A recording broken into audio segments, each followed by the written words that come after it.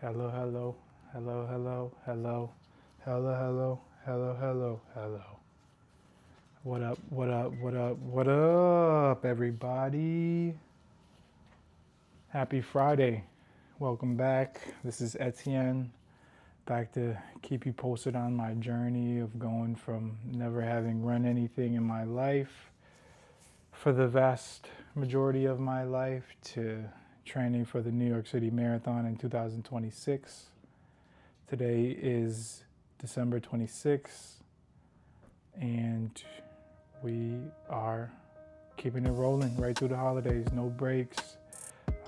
These runs this week have been celebratory. I took Monday and Tuesday. Usually those are Monday's usually a rest day. Tuesday I'm usually right to it, but I actually took 2 rest days this week. I did Monday rest, Tuesday rest, Wednesday I went on a little 5 miler, 5.3 if we're being specific, but there's no need for all that. And then yesterday did about 4 miles on Christmas. That was super cool. And then today knocked out just about 2, maybe a little over 2 miles here. As you can see, the setting's different. I'm in Connecticut, home for the holidays at my mom's house, which is a beautiful time always. This week's runs were cool and unusual because I went on them, at least the first 2, on Wednesday and Thursday with my siblings. Wednesday was with my sister. We ran around Hartford, Connecticut, and yesterday was with my brother. We ran around Windsor, Connecticut, specifically in Northwest Park. So absolutely beautiful experiences. Wouldn't trade them for the world. It's very different than running in the city, and equally amazing and fulfilling in just different ways. So theme of this episode is, or this part of the journey is going to be really taking moments to appreciate the small little elements that make the big journey what it is.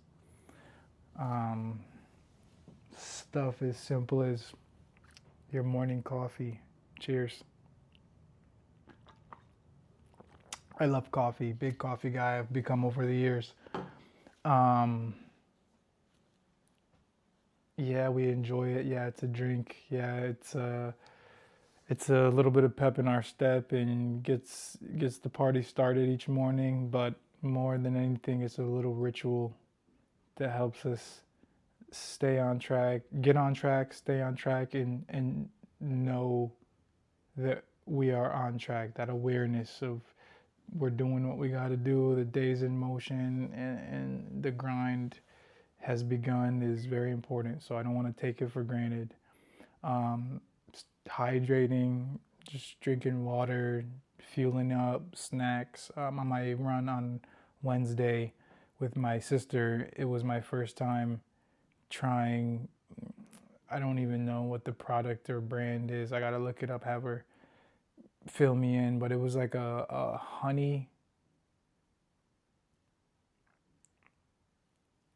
hydration or refuel packet.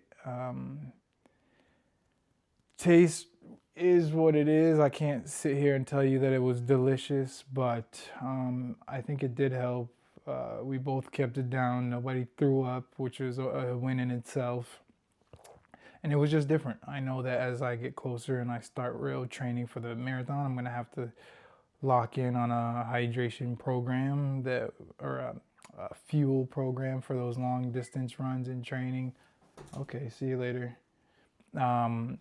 And right now I'm just kind of experimenting, testing the waters. I did try some Gatorade gummies last week on my long run, and that was interesting.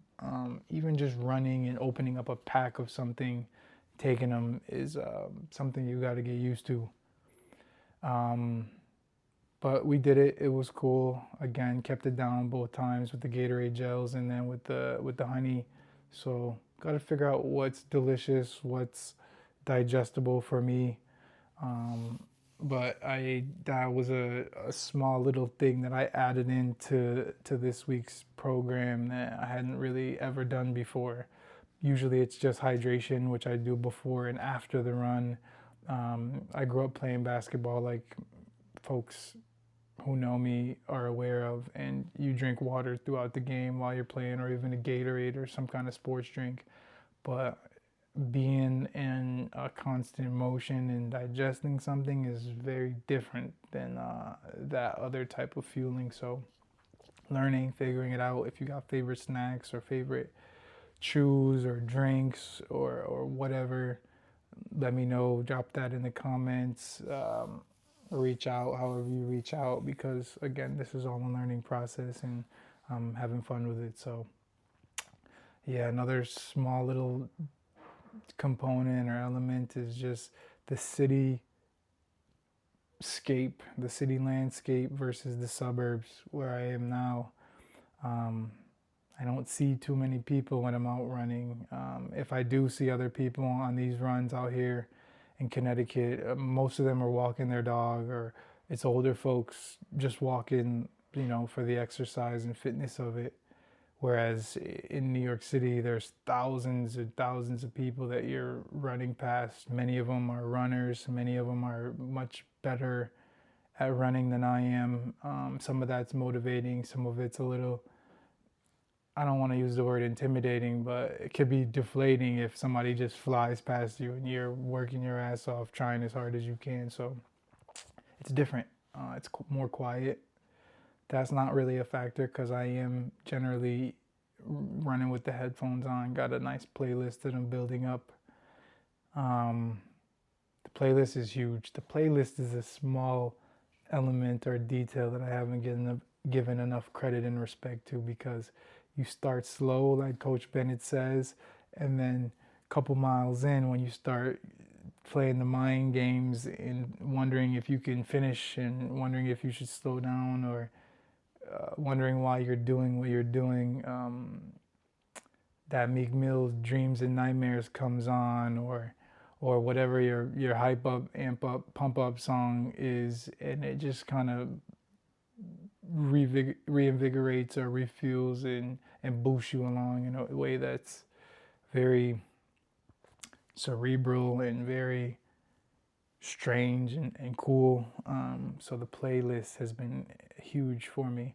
But like I said, in these suburbs, there's a stillness and a peace that I do miss living in New York City for the last decade plus.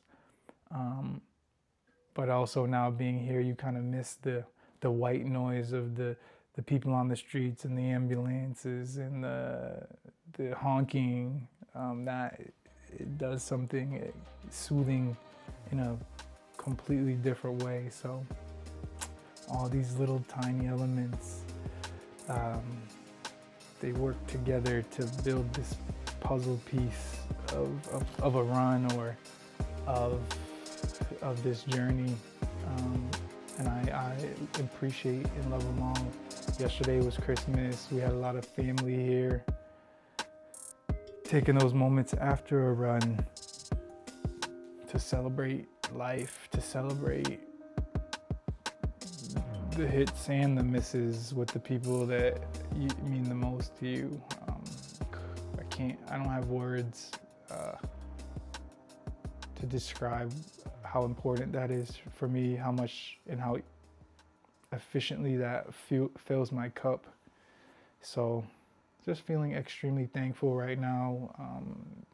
We're blessed. We have a lot of abundance in our lives, and the majority of that abundance comes in the form of people who are good, kind, giving, selfless, smart, awesome people that make me better in every single way, or make me everything that I am. So again, I think it's really easy to just let those people be those people, and to go through the pacing of life with and around those people. But I think that each one of them is a lot more significant than that and deserves to be celebrated in a really, really big way. And not just on the holidays, not just on these milestones, but every single day. Easier said than done, I know. I'm still figuring it out for myself, but again, this conversation, I guess, for me is a reminder of that, and to be intentional about it, and to not take any little element or any individual person for granted, because they all make me what I am and make my life what it is. Leave it at that. Happy holidays. Merry Christmas if you observe it. Happy holidays if you don't. Happy New Year if you're not the holiday type. 2025 has been good to me. I hope it's been good to you. I became a father this year. My daughter is the most precious and beautiful thing in the world, and again, thank you, and the word appreciation doesn't really scratch the surface of how I feel about that. But I just know how fortunate I am, and I want to make sure I pay that forward and help uplift anybody else's life around me, or externally, folks that I haven't even met or crossed paths with quite yet, if possible. So stay safe, finish 25 strong, and you know, in the way that feels good to you. Let's make 26 even better. Love.